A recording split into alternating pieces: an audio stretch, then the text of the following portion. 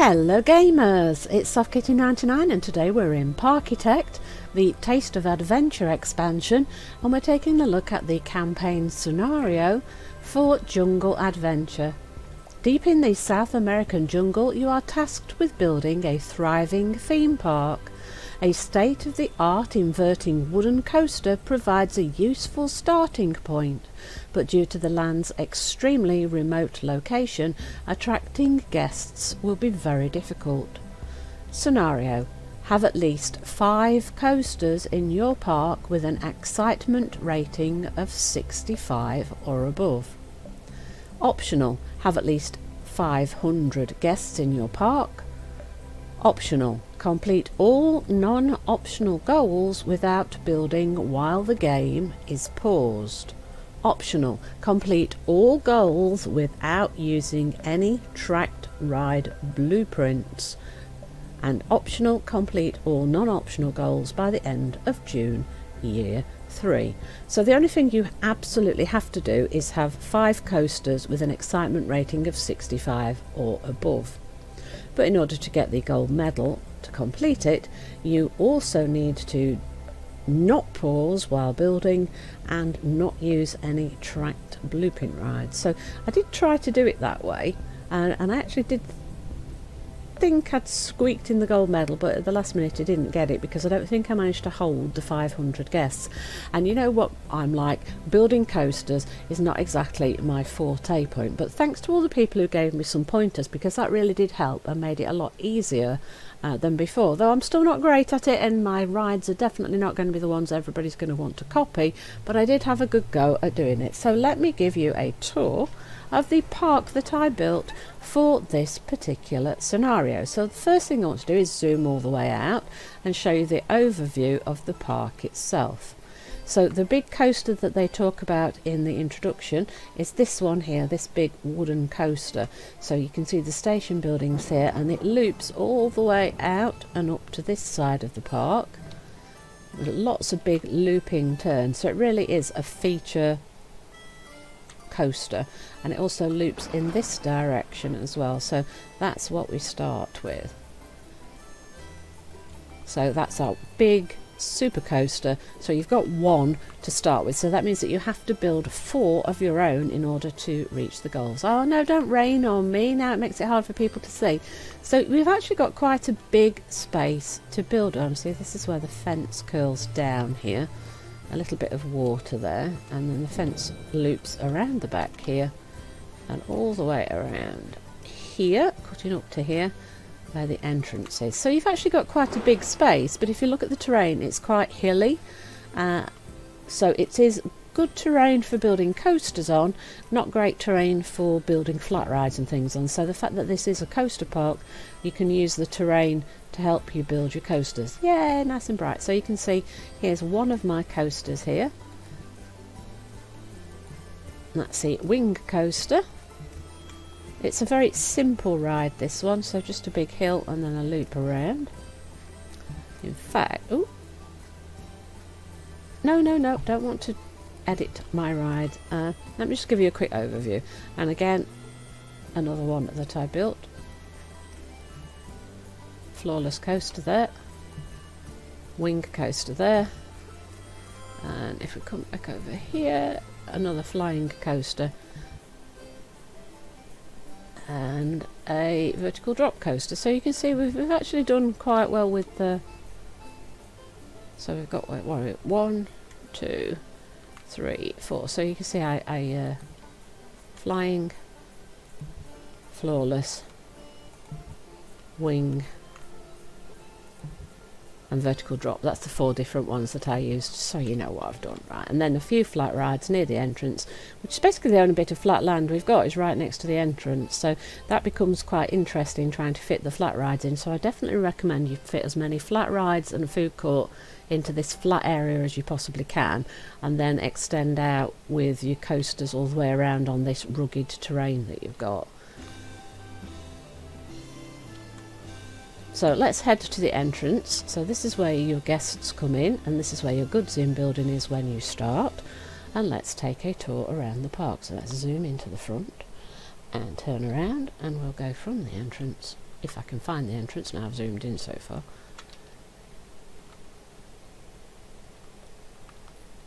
Here we go. This is the entrance where the people come in. So the path leads us up to this pretty little entrance here. Here's your goods in depot, and here is the access for your guests coming in through this archway here.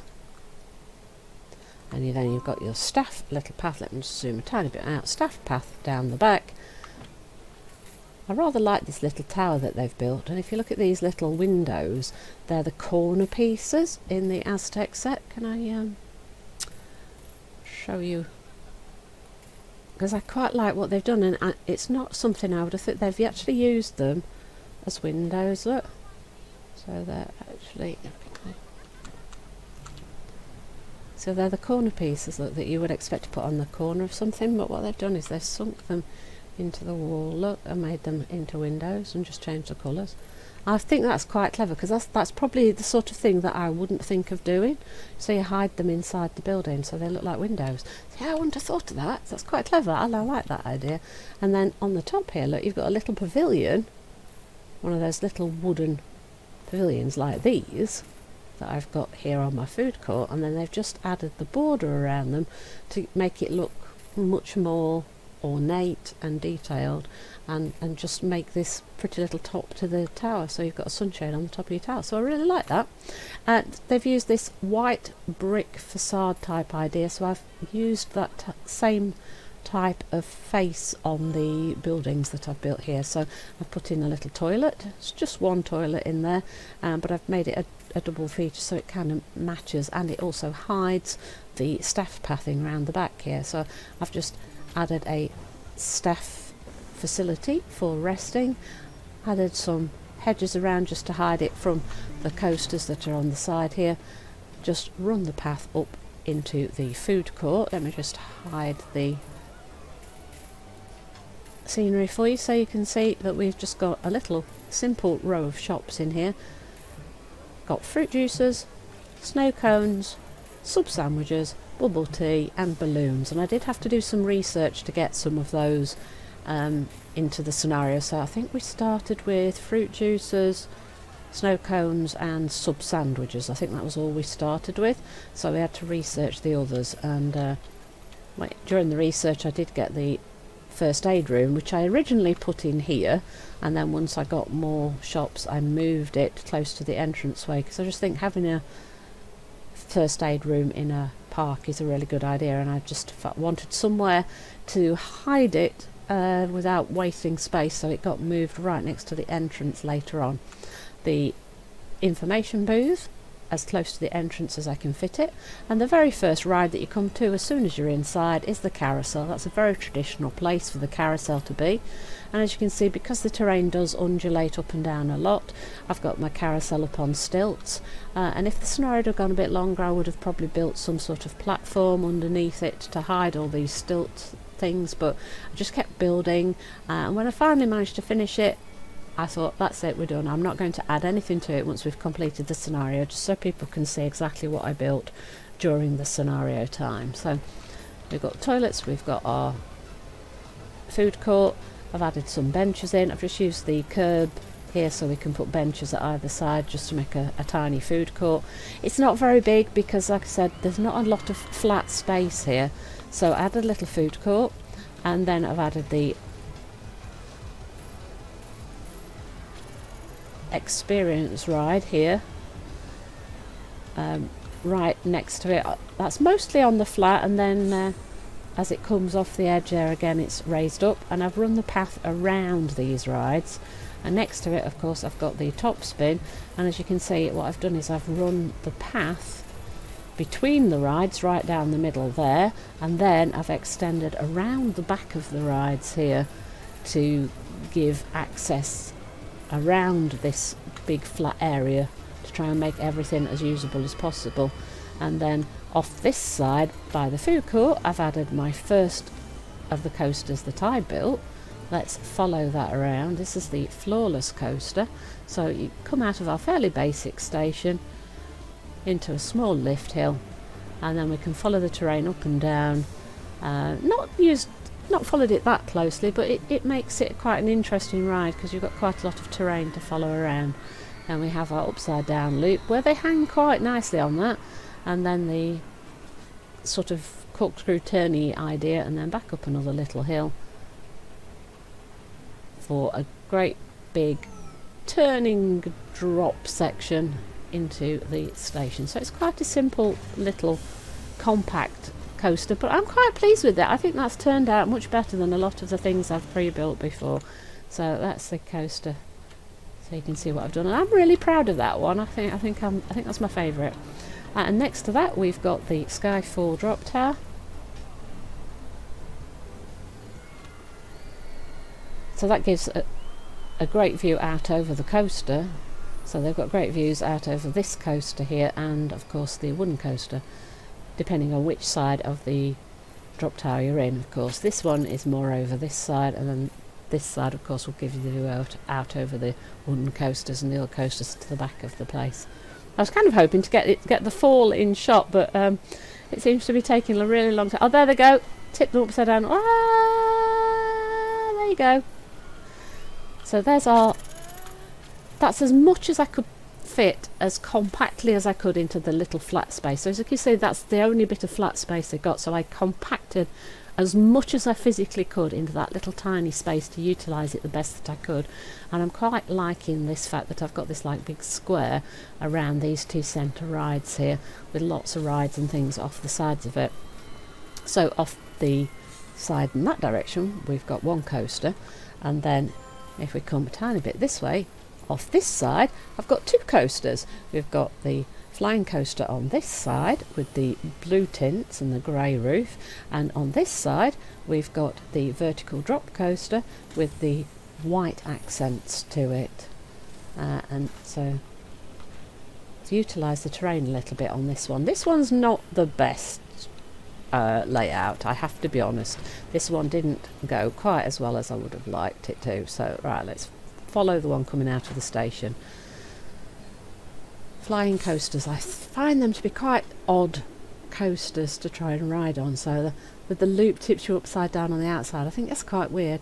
So you see we've got the corkscrewy twists into the tunnel, which I thought was quite nice to have a tunnel. I think that's the only coaster with an actual tunnel on it. This is definitely not the best ride, but it worked out for me in the end with the scenario. But yeah, definitely not my best coaster, but I'm improving and I'm trying really hard to actually try and build things. So yeah, no, I think I did quite well in this one. Like I said, the other coaster I think was much better. This one I had trouble trying to make it work very well to get the stats that we needed for the scenario, to be honest. So quite an undulating little like snake serpentine finish to it, and the building you can see is quite tall on this side because there's quite a drop off in the terrain, but it's not so tall on this side where we've got the sort of flat section, hence why the path itself goes in under here, and then this path goes down underneath.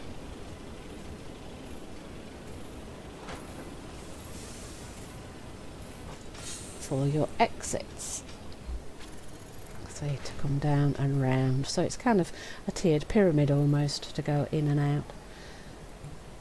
And then the vertical drop coaster, if we can follow that coming out of the station, hopefully. There we go. So out of the station and up the lift hill, it gets really close to the wooden track, and there's a tiny tunnel. Look, it's not really going deep underground, but it is going underneath the wooden coaster to come back up and round, and whee, up and down we go, up and down we go,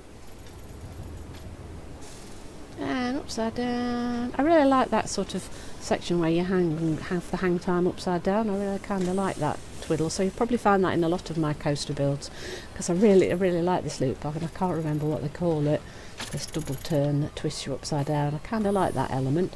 Right, so that's the two coasters over there, and then I kept getting prompts that people were hungry and thirsty and things. Although we're quite close with the first food court here, I did at the opposite end of this little big square area open up a second food court to give them access to more food. So we added a second one in here, and in this one we've got candy, fruit juices, sub sandwiches and corn dogs. So in this one we've got access to two new items, the corn dogs and the candy, which we got by researching further. Hey, get these things cleaned, guys. Oh, look, there's our raptor guy for entertaining the troops. Yes, that's probably a good place for you to be. So we've got this raised up. I use the sort of terracotta colour for the base, and again use this white patterned brick facade finish like we had at the entrance for this second little food court with some seating in it here. So if we come further down here in this direction, I've added the magic carpet, so we've got something a bit calm again to match the carousel at the beginning. We've added in a toilet right next to this block on this little tiny bit of space that we've got here between the things that we've built on our flatland and the great big wooden coaster that came with the scenario. And again, we've not got a ton of space along here, but I did manage to sneak in the Ferris wheel right next to the big wooden coaster, so that's got some great views out over this great big signature coaster. So I think that's a really good view from the Ferris wheel for the park itself. And then you've got a really big long queue bringing you into the station building. This was all pre-built when we started. And then if you come out the opposite side of the station, see this path that leads to the queue also comes around the back of the path, and then I've extended this a little bit further. It comes to about here when you first start the scenario, and I've extended it further along in this direction. Let me turn around here. So at the back of the coaster here, underneath the coaster, you walk to get to our next coaster that I built, the wing coaster. So let's follow this one round. So this interacts with the wooden coaster. Looks, it goes over the top of it here. The lift hill goes over the top of it. Quite like this access platform being built into the game itself, so you don't have to think about building that in. That's quite a nice feature. So you come up to the top of the lift hill and you can see you're right over the top of the wooden coaster here, so that's quite good. And we've a section where you twiddle around a little bit, and again I use that upside down loops. I really like those features, and I love the fact that it's really slow going through the upside down loop. So again, quite a simple little scenario here, but it stretches practically up to the very edge of the park in both directions here. So we didn't have a ton of space for building, but I'm quite pleased with what I did manage to put into the space that we had.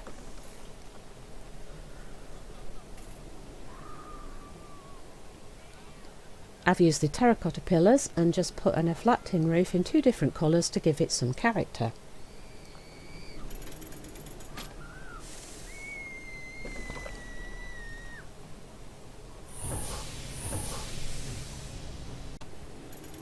Sorry about that, I was just coughing, so I had to pause, and unfortunately it started raining while I was coughing.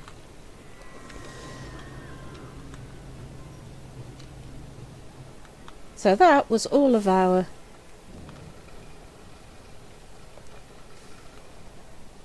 build for this particular scenario.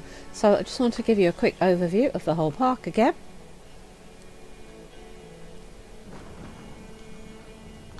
And hope that this helps you to have some inspiration and some ideas for your own playthrough. Hope you've enjoyed today's episode. Please don't forget to like, comment and subscribe, and I will see you in the next one. From SoftKitty99, goodbye and happy gaming!